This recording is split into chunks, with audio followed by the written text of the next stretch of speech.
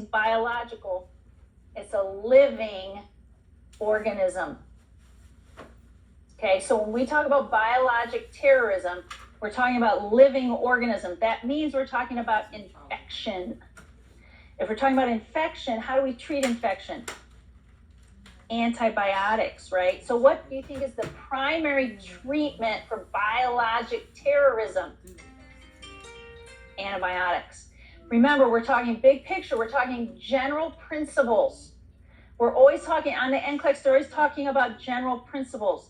So if you're like, okay, I don't know this specific biologic agent, but I know it's biologic. So I know it's a living organism, which means it's most likely treated with an antibiotic. These are ways that you make good guesses, and I promise you, you're going to be guessing on the NCLEX. I would be guessing on the NCLEX. Mark Klimek would be guessing on the NCLEX, because we can't possibly know everything there is to know about everything. We can't. It's not possible, and the NCLEX knows that. That's why they test on general principles, because they're saying, look, I know you can't know everything, but in general, do you know how we treat biologic terrorism? Yes, I do. We treat them with antibiotics. Okay, chemical. Now, chemical's not living. These are just chemicals. There's no living organisms here. So chemical terrorism, we don't treat with antibiotics. Don't be telling the National Council of State Boards of Nursing that we treat chemical terrorism with antibiotics. These are chemicals. You guys all took high school chemistry. If you're nurses, you must have taken high school chemistry and college chemistry, probably, depending on where you went to school. What did they tell you if you got exposed to some toxic chemical? What did they say? You get it in your eye, what do? You rinse it off, right? What do you think is the primary treatment for chemical terrorism? Rinsing it off, getting it off your skin, okay? Because it's gonna cause burns and blisters and other things, right? So you've got to get it off your skin. So biologic agents are primarily treated with antibiotics, and chemical agents are primarily treated with like showers, rinsing off, getting it off your skin, and so forth, okay? So those are just general principles about the difference between those two. Now, we don't like you to have to memorize lists, but if the CDC gives us a list, and I'm not a big fan of the CDC right now, I got to tell you, but the NCLEX is still using the CDC as a source of authority, so I guess we better.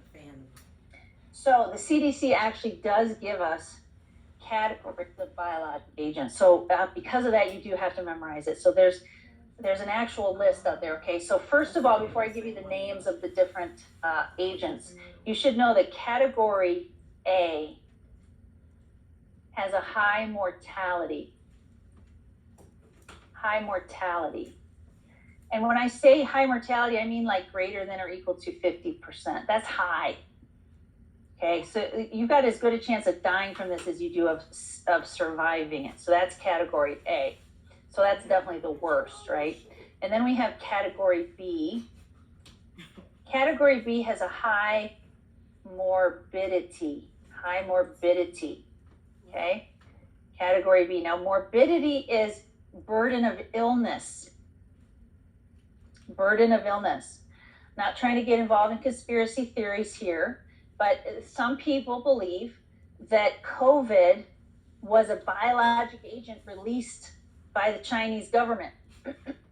Whether you believe it or not, I don't care. I'm trying to just make a point here, okay? So think about COVID. What is the mortality rate for COVID? The mortality rate is higher than we would like, but it's less than 2%. Okay, COVID-19 has a mortality of less than 2%. So we're not even anywhere close to being a category A. But tell me about the burden of illness for COVID. So if COVID really was a biologic agent released by the Chinese government, it's a category B. I'm not saying it is. I'm just making this point.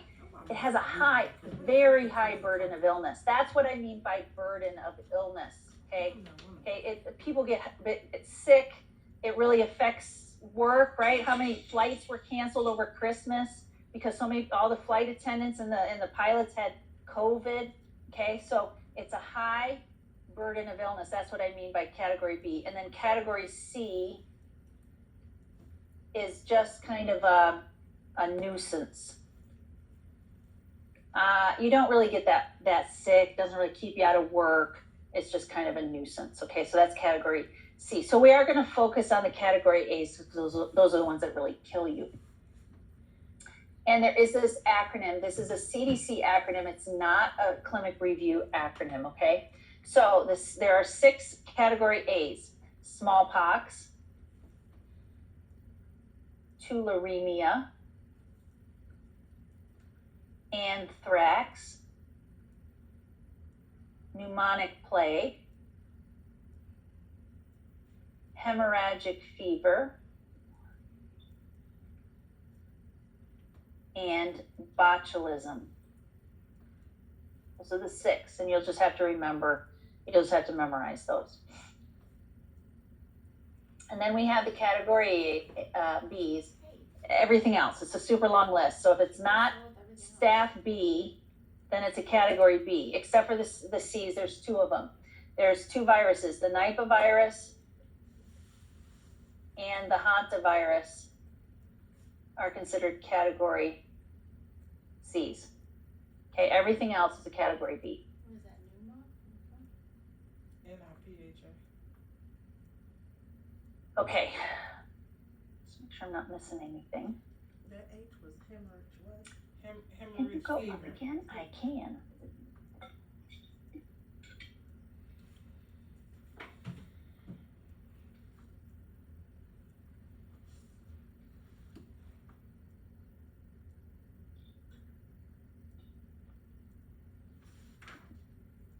I had a question on the pneumonic plague. Okay, you got it? And it was a priority, but I didn't know what it was. And that makes sense. Okay, let's talk about category A's. And we're only going to talk about smallpox, anthrax, pneumonic plague, and botulism. We're not going to talk about tularemia or hemorrhagic fever. We just haven't found that those are tested on NCLEX. Okay. Yeah, I probably are. Watch me get it. What's the H in category C? Hantavirus. Category B, everything else. Category B is everything else. There's no list. It's just everything else. So if it's not a Hanta or Nipah and it's not a staph B, then it's a category B. All right, we're going to talk about the ones that kill you. Smallpox. Smallpox will kill you. It is inhaled transmission, and it is also airborne, which means that once people are found to have smallpox, they have to be quarantined. Now, the interesting thing is I used to talk about this before the COVID, and I used to talk about quarantine. If you're like, well, what's quarantine? All right, now we all know what quarantine is, but you've got to understand that the public health department, in the United States, the health department has had the legal authority to quarantine people for years and years and years. This is not new. We've just never had to use it before, okay?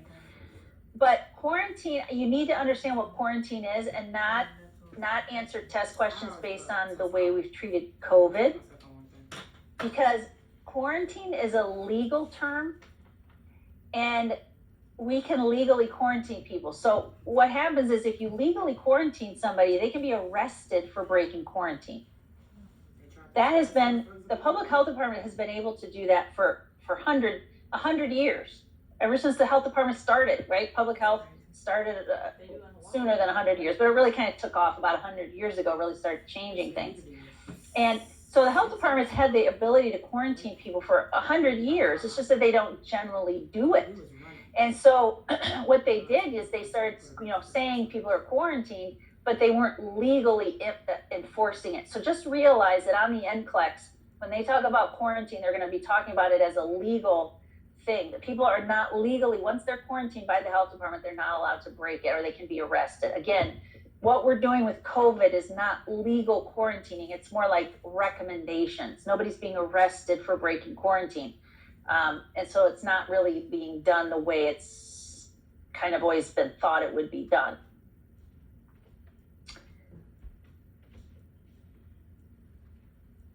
Okay. So they're inhaled transmission. So once they're found to have it, they're on airborne precautions, which means they mask and gown and all that kind of stuff.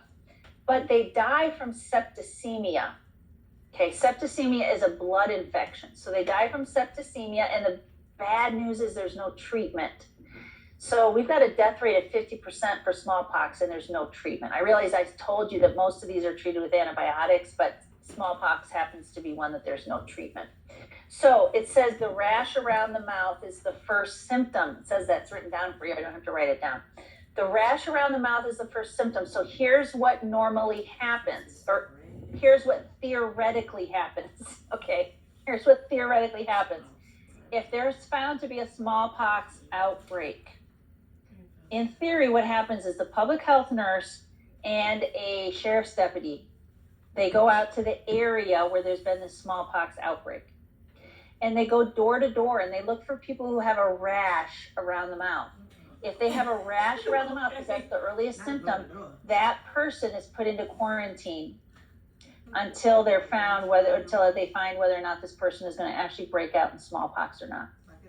Okay, they're legally quarantined. Now that may mean taking them to the hospital, maybe quarantining them in their house, but they're legally quarantined. So that's why the rash around the mouth is significant, and they have to go around and look for it. And it's been really, really interesting to me to watch how people have responded to the health department. When we talk about, we're going to talk about at the end of this lecture, kind of big picture, how we deal with biologic agents, and you're going to see the big picture, how we deal with biologic terrorism, is exactly the same way the health department tried to respond to COVID-19. Whether they thought it was terrorism or not, they treated it like it was. Okay, they were treating it like it was. And in theory, see, we talk about all these things in theory, like you can be quarantined, you can be legally quarantined, you can be arrested if you come out of quarantine. And we go, what? We're Americans. We have rights. You can't do this. And so it's really interesting because I used to talk about this stuff pre-COVID. And I would say, okay, this is what they would do. And now I realize that I forgot to add the fact that there are real people involved. And we can say this is what we would do, but we've got to realize that there's a lot of people who wouldn't do it. Okay, I had never realized that before. I just never thought that way. Had dawned on me. But so everything, remember, you cannot answer NCLEX questions the way real people have responded to this. Do not answer NCLEX questions based on the way people have responded to COVID.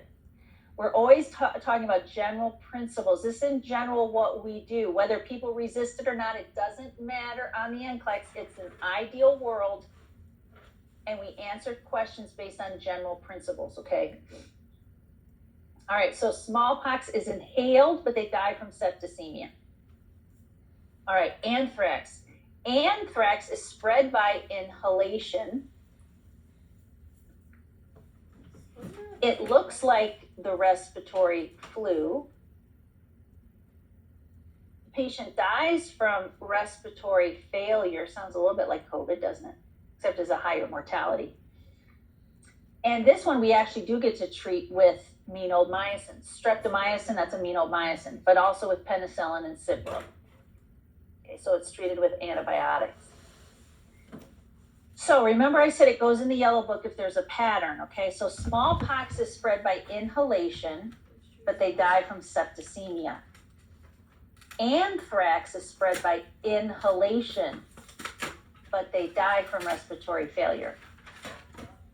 Okay, next page. What you say they die from? Plague. What do you want to guess the plague, how the plague is spread?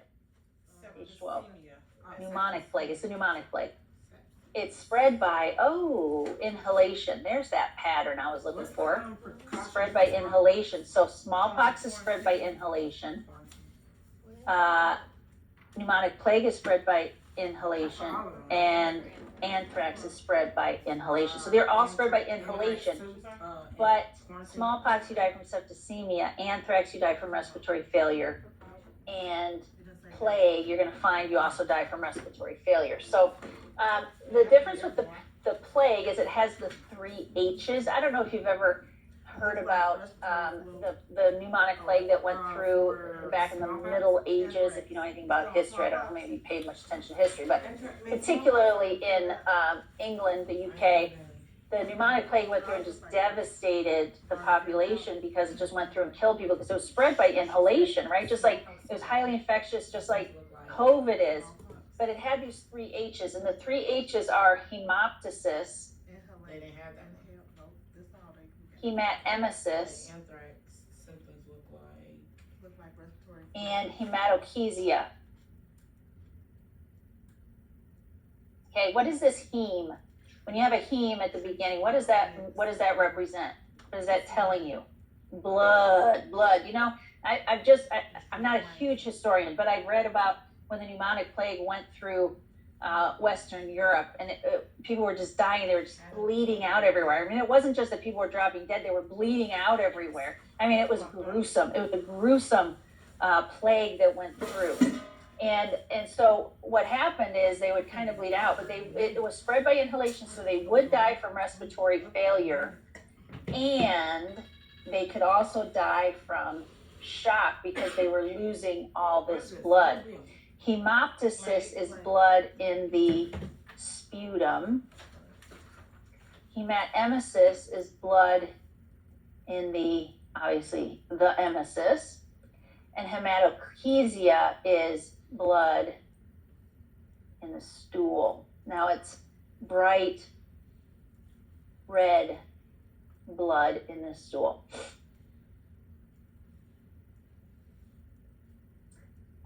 They're treated with aminomycins, not surprising. Anthrax is treated with aminomycins. Pneumonic plague is treated with aminomycins. Remember, the aminomycins are used to treat life-threatening infections. These are definitely life-threatening. And do you see where E, it says no longer symptomatic? Okay, I want you to cross out the word symptomatic. Okay, cross that out, and I want you to write no longer infectious. No longer infectious after 48 hours of treatment. From respiratory failure and shock. So that's nice, because this is a gruesome thing to experience. Now, I just want to, Mark has always said, for as long as I've known him, and I've known him for, well, as long as I've been a nurse, because he was my professor. Mark has always said, as long as I've known him, one of the primary reasons people fail NCLEX is vocabulary. They can't answer the question correctly because they don't understand the words in the question. And so he's really big on vocabulary. And this is why it's so hard for people who have English as a second language. It's very difficult to pass NCLEX. Very difficult. And so if I were you, if you're an English second language person, don't feel bad if you've already failed it once. Like, it's amazing that you're taking it, okay? You're going to get there. We're working on vocabulary here along with a lot of other things. But one of the vocabulary words I want to make sure you understand, hematochezia is bright red blood in the stool. But there's another word, and the other word is melena. This is black, tarry stool. They both represent blood. Melena is blood, but it's black, tarry stool. Blood that results, so it's digested blood, versus hematochezia, which is bright red blood in the stool.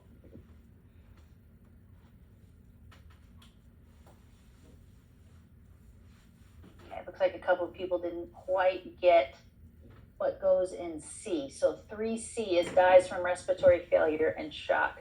It's treated with doxycycline and aminomycins, and they're no longer infectious after 48 hours on treatment. You about to ask her or? Hey, so we've got smallpox, which is spread by inhalation, but they die from septicemia. Then we have anthrax, which is spread by inhalation, but they die from respiratory failure. Then we have pneumonic plague, which is spread by, inhalation, but they die from respiratory failure and shock. Then we have our last one, botulism. Botulism is actually our one that's not inhaled, it's ingested, which means you eat it, goes into your GI tract. It's ingested, not inhaled.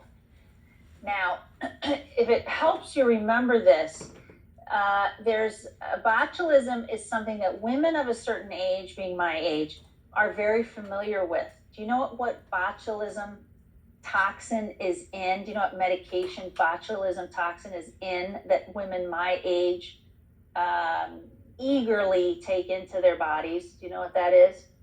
Botox. You're exactly right. Botox, right? But we don't ingest it. If you don't eat it, it's injected here into our muscles. But what does that do? If I put Botox or botulism into the muscle right here above my eyebrows, what does that do to those muscles? What does it do to them? Relaxes it. It paralyzes it. Do you know it paralyzes the muscle right there? Can't move them. So do you know what botulism does? It paralyzes people. Okay, so that's what it does. So it's ingested, not inhaled. It has three major symptoms. Descending paralysis. You should be able to remember that. If you know botulism is Botox and you know Botox paralyzes the muscle, then you should be able to remember that botulism is paralysis, but it's descending paralysis. Okay, it starts at the top of the head and it moves down. Now that's the opposite of Guillain-Barré. Guillain-Barré starts at the bottom and it moves up. Now some people who get Guillain-Barré, it starts in their feet. They have weakness in their feet and in their legs. And most people it tends to stop around here somewhere. Sometimes it goes up a little higher, but it usually stops somewhere around their hips or their waist. So they have trouble walking and so forth. But generally it doesn't get much higher. It can get higher. Some people end up on a ventilator who have Guillain-Barré, but most people don't, okay, because it's going from the bottom up. So yeah, it's no fun to not be able to walk. Totally admit that.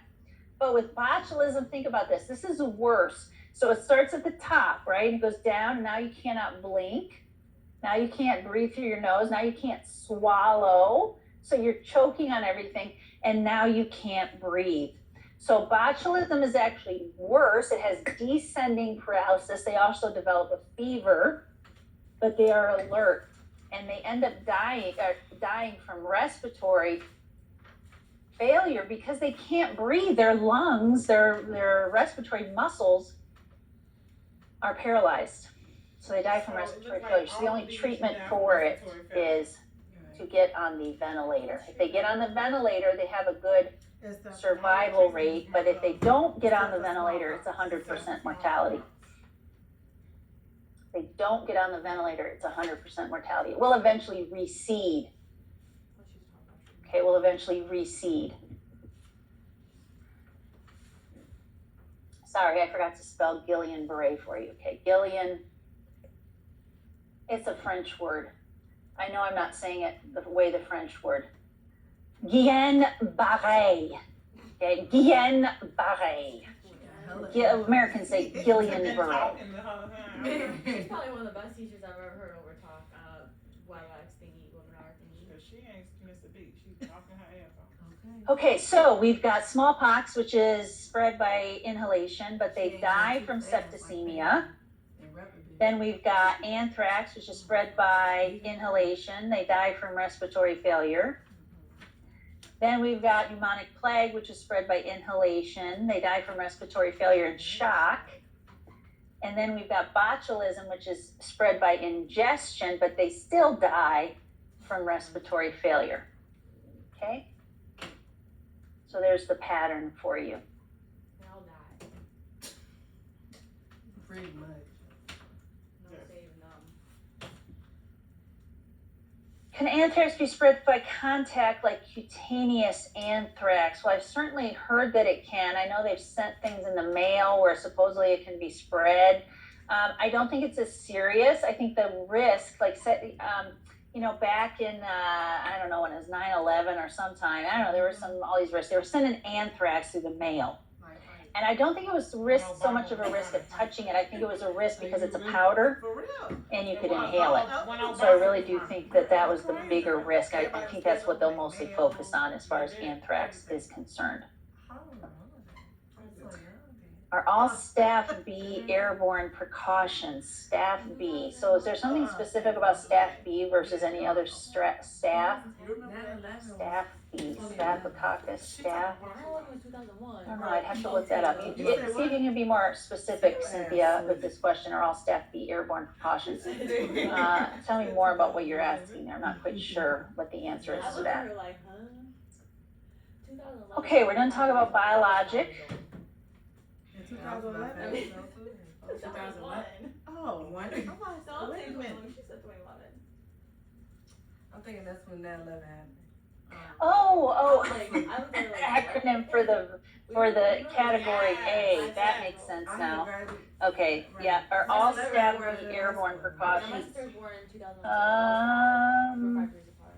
I don't think they are. You remember that? I don't think they are. It was like that. I'm sure they're all at Yeah, least what? droplet, but I'm sure you'd be wearing a mask with all of them, but I don't think they're all airborne. Remember, airborne requires a negative pressure room and all this kind of stuff. Although I will tell you that I wouldn't be surprised if they don't do airborne for all of them, just to be safe. I'm 34. I won't go off on a tangent about COVID right now. Well, COVID being the So I I'm know I was a They did not just ask that.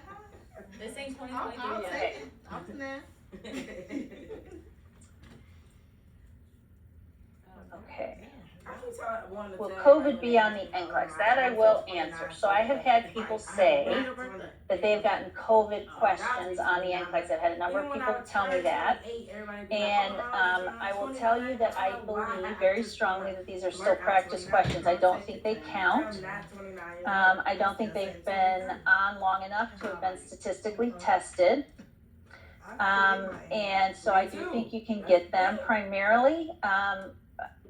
I know they ask questions about positioning, and positioning is always proning. We always prone people. So if they ask you about positioning with COVID, it's prone. And if they ask you about Because that's the only way to clear the mucus out there. precautions, I'll talk about that when we get to precautions. I won't talk about that right now. Holding the back. That's why when you put them on their stomach or tell them laying on their side with COVID, their stats go up. And when they're semi-flowers, they're decent. Oh, that's not. Wait, you asked me to talk about. Move Well, now over you back know. over to So if you plague. got a question, now you know. Thank you. Proning is laying on your stomach. That's Yeah. plague. Because when they put you on the bed, you're on your stomach and your head is turned. And they're just staring at you. They're not staring at you, but that's I would Christ do about this because they still be semi-followers on the day. They have to put them semi-flowers for a couple hours. They can't prone you all. Yeah, they priming them every like 2 and rotating them. Because Yeah, they they said have that to it's helping them, the fluid on the lungs, they're helping them expel it. So I see you guys talking about it amongst yourselves. Like I said, I don't believe that the COVID questions count towards your final score, but I have had a number of people tell me that they had COVID questions on their NCLEX. I've had a number of people tell me who've taken NCLEX that they've had COVID questions on They don't count. their NCLEX. They're probably just trying to see. Yeah, it's when And SARS-CoV is COVID. 23, yeah. SARS-CoV is COVID. That's what it is. So they may call it SARS-CoV, but that is COVID. They asked you that. You must be real dumb then. Let's see. All right, let's talk about chemical. Remember, these are not biologic agents. We don't treat them with antibiotics. What's the virus? And I don't have a whole lot to add here. What's written out here, mustard gas causes blisters. She did. Another word for blisters is vesicles. Okay, vesicles are the same thing. They're basically fluid filled. Okay, like if you get a blister on the back of your heel from new shoes, they're fluid filled, right? And so it's not like a blister on the back of your shoe because you don't just, or back of your heel because you don't just get one or two. It's all over your entire body. Imagine having these fluid filled blisters everywhere that this chemical touched, okay? So it's over your entire body. Right. And the risk is you have all these fluid filled blisters, right? Where did that fluid come from? Came from inside the body, so they pulled it outside the body. So the risk early on, the early risk is fluid and electrolyte imbalance. Okay, that's the early risk. If they survive that, the later risk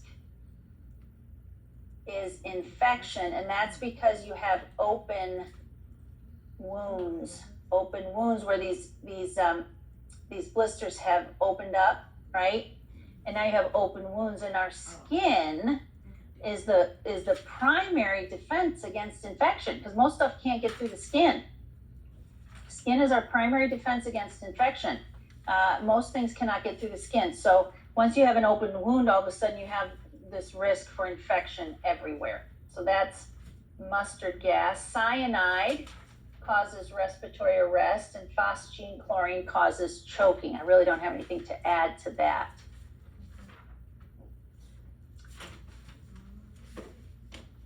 They don't have it Okay. Just wrote it down. Next page, page 13. She's not going over it. So sarin is on page 13. Sarin is on page 13. And although, there's a chance you could get a question on sarin gas, we take this just like we take the opportunity when we talk about minomycins, we take the opportunity to talk about peak and trough. So I want to take the opportunity to talk about cholinergic and anticholinergic because it's kind of related to sarin. Okay, so bear with me here, and this is stuff that will make a difference as far as your overall knowledge, okay? So I hope you remember we have something that's called the autonomic nervous system, okay, the autonomic nervous system. And you should think of this, it helps if you think of it as the automatic nervous system, because the autonomic nervous system controls all those things that we don't think about. So I don't have to think, oh, heartbeat, you gotta go, heart, go. So I don't control it with my mind. I can't tell my heart to slow up. I can't tell my heart to speed up. It just does it in response to chemicals and activity and so forth, right? And like my GI tract, if I'm constipated, I can't say, okay, come on, GI tract, pick it up, right? I can't do that. If I'm constipated, I'm kind of out of luck, okay? Because it's just automatic.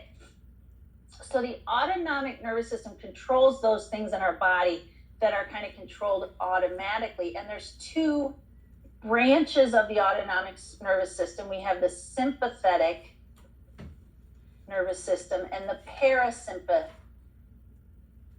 nervous system. Parasympathetic nervous system. And the sympathetic nervous system, we kind of think of that as our fight or flight nervous system. And the parasympathetic is like the rest and digest. Now, I don't care if you remember those words, rest and digest, but what I want you to understand is they balance each other out, right? We can't just have the sympathetic nervous system. Otherwise, we're going to be like, all the time. And we can't have just the parasympathetic nervous system. We're going to be like, are barely moving around, right? They balance each other out. So they're both of them are constantly secreting chemicals, but sometimes one is secreting a little bit more, sometimes the other one is secreting a little bit more. Now, there's a number of chemicals that each side secretes, but there's only one that I want you to know about. The sympathetic nervous system secretes what we call a stimulant, right? Because it's fight or flight. So it releases a chemical that we call epinephrine. I'm realizing the stuff I put out, this is Mark's lecture. Okay, epinephrine. Sometimes I get a little confused because I was teaching this morning. I was teaching my EKG class, and I talk about epinephrine. So I'm like, wait a minute, did I already talk about this? Okay. Epinephrine is a stimulant. Now we call it, if we weren't nurses, we would call it adrenaline, In person. right? Most lay people call epinephrine, they call it adrenaline. But we're nurses, so we don't call it adrenaline, we call it what it is, which is epinephrine. And then, so this is the primary chemical, or what we call neurotransmitter. It's just a chemical that's released by the nervous system, so we call it a neurotransmitter. So this is one of the primary neurotransmitters. And the parasympathetic, we release acetylcholine. Okay, that is that's the primary neurotransmitter that's released by the parasympathetic nervous system. So if epinephrine is released, I hope you understand if it's a stimulant, it's going to do things like increase heart rate. But you know what else it's going to do? It's actually going to decrease peristalsis, because we don't need to be stopping to go to the bathroom when we're trying to run away from a midnight intruder, right? And so our heart rate might go up, and we're probably going to dilate. Mydriasis, that's an up symptom. Mydriasis, we're going to have some dilation, but peristalsis is going to decrease. So, and then we're also going to see our bladder is gonna relax, which sounds weird, because like relaxation with a stimulant, when our bladder relaxes, it holds more urine. Okay, when it contracts, you have to go to the bathroom, but so it relaxes, and then the sphincters, the bladder sphincters contract, because you don't want to, again, you don't want to be running to the bathroom when you have a midnight intruder. So it's a stimulant, but it actually increased heart rate, decreased peristalsis, the bladder relaxes, the sphincters contract. Now, acetylcholine is kind of the opposite. It decreases heart rate, it increases peristalsis, it actually causes the bladder to contract, so you are gonna have to run to the bathroom. Have you noticed while you're sitting here, like, you know, when you're working at the hospital in a 12-hour shift and you can go 12 hours and not have to go to the bathroom the entire time? And you go, whoa, I forgot, I didn't even think about it. I didn't go to the bathroom the entire time. And then you hop in your car to drive home and all of a sudden, I gotta go to the bathroom. Why is that? Well, because you're kind of secreting more acetylcholine. You're relaxed now. Your bladder is gonna contract and your sphincters are going to relax because you want to be able to empty that bladder. Okay, so you know your heart rate decreases, and in the process, you're digesting, you're secreting more of those secretions in the GI tract, so you can digest food. So it's secreting stuff. Okay, so rest and digest. So you're increasing secretions. You're urinating more. You're going to the bathroom more, and so forth, okay? So that's kind of what that is. Well, let's just say that your patient is experiencing bradycardia. Bradycardia. So let's say their heart rate is 41. Okay, let's say their heart rate is 41. This is off script. There's no blanks for this, okay? But it relates to what we're talking about in general. Okay, so the heart rate's 41. Well, I could, if I wanted to, I could give epinephrine. It's a stimulant. It would increase their heart rate. I'm gonna print this out. But we don't usually do that because epinephrine is a really big time stimulant. And if I gave epinephrine for a heart rate of 41, I would be concerned that my heart rate's going to go to 150, and I don't really want to do that. See, they just go on based on different. So I also know that acetylcholine decreases heart rate. But it sounds like she talk way more than fucking. So wouldn't it be nice if I could give an anti-acetylcholine? Wouldn't that be nice if I could do that? I wish I could give an anti-acetylcholine, because if I could give an anti-acetylcholine, then the heart rate might go up. Wait a minute, I can give an anti-acetylcholine. It's not called an anti-acetylcholine. It's called an anticholinergic. It's an anti-acetylcholine. They just take off some of the letters so that it's not so hard to say. Okay, so I can actually, I can give an anticholinergic. Do you know what anticholinergic we give in order to increase heart rate? Do you know what that drug is? Atropine. Atropine is an anticholinergic, and it's used to treat bradycardia. Okay? So an anticholinergic acts against acetylcholine, whereas a cholinergic acts like acetylcholine. Make sense? Does this make sense to you guys? An anticholinergic acts against acetylcholine. A cholinergic acts like acetylcholine. Okay, so if cholinergic acts like acetylcholine, and acetylcholine is the rest and digest, a cholinergic agent, you should remember it, these two words, as wet and constricted. Wet and constricted. Remember those two words. Cholinergics, wet and constrict. Remember, because they constrict the bladder, they contract the bladder, they constrict the pupils, meiosis. Okay, they constrict the alveoli. So acetylcholine actually is a constrictor. So cholinergic agent it's wet. You have increased urination, you have increased digestive enzymes that are released, you have all this stuff. So it's wet and constricted, whereas an anticholinergic, you should remember the words dry and dilated. You're not supposed to be teaching. Okay, dry, it dries up all that stuff. You don't urinate, you don't secrete all those digestive enzymes. Your dry mouth, you don't have a lot of saliva in your mouth. And dilated, it relaxes the bladder, it dilates the eyes, okay? So these are some key words for you to remember as it relates to anticholinergic versus cholinergic. And I am going to bring this up again, and I'm going to bring it up again big time when I talk about psychotropic drugs. Psychotropic drugs is a lecture that's going to be on Friday. Well, doesn't Mark But the pick up most the common symptom of psych drugs is anticholinergic side effects. And do you know what the most common side effect of a psych drug is? We're gonna restart. Everybody who takes a psych drug, I guarantee you every single one of them has this. Dry mouth.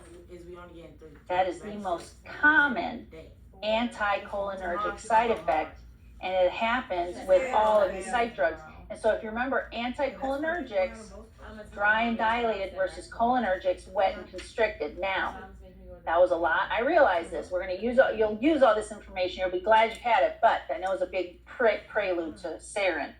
Sarin then, I'll be back. what does it say that? It says it's a nerve agent. Why is it called a nerve agent? I'm here to tell you why. It is a cholinergic. It is a cholinergic. So it's wet and constricted. It acts just like acetylcholine. It's like they're overdosing. When someone's exposed to sarin, it's like they're overdosing on acetylcholine. Now, the CDC acronym is BB sludge. This is to help you remember the DGE. This is to help you remember the symptoms of sarin, but you don't have to memorize BB sludge. Every single one of these symptoms is wet and constricted. Every single one of them. Okay, so let's go through and talk about what these symptoms of sarin gas are. Bronchorrhea. That's increased bronchial secretions. Bronchoconstriction.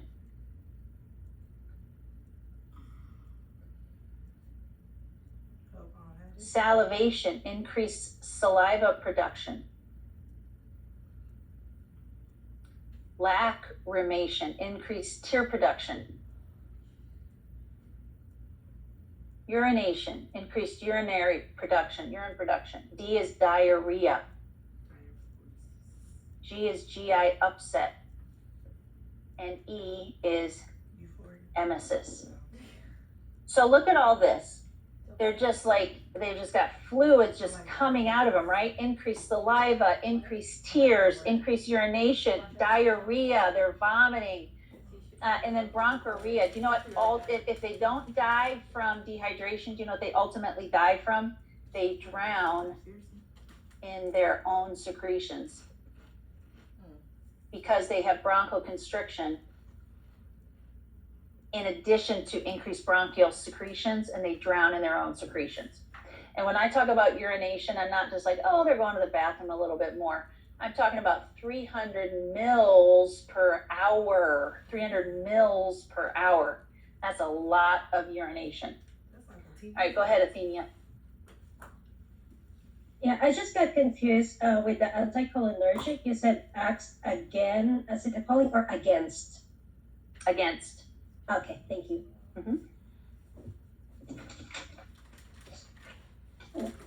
She might just go through cardiac. Okay, and the treatment, remember I said the treatment for bradycardia was atropine, but the treatment for sarin is also atropine. Still got an hour. Okay, it's an anticholinergic. It'll take 20 All right, minutes let on me this. just make sure I'm not missing anything here. Yeah, I don't say that in the official thing I meant, but yeah, that's true. All that works. Okay, so let's talk about big picture response. Okay, let's talk about big picture response. Chemical versus biologic. And you know what? Let's take a break until, let's just take a 6-minute break just till 8:15. 6 minutes. So if you gotta go to the bathroom or something, you can do it.